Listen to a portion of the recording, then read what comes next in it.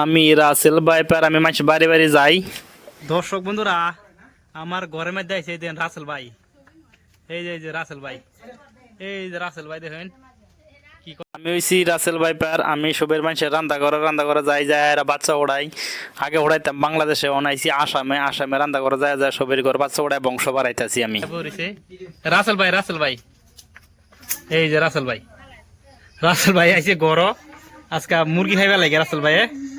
এই দেখুন এই যে রাসেল ভাই, এই যে দাদা রাখুন রাসেল ভাইটা বয়াছে। এই যে রাসেল ভাই আইছে, রাসেল ভাই,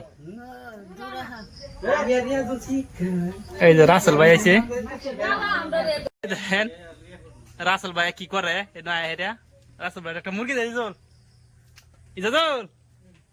রাসেল ভাই মা মুরগি দে। এই যে রাসেল ভাই আইছে, রাসেল ভাই রাসেল ভাই মা মুরগি দে।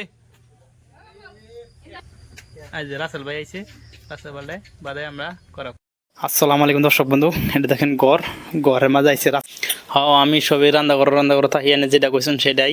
আমি সবই রান্না করে যায় বাচ্চা উড়াই যাচ্ছি। সবাই আমার জন্য দোয়া করবান।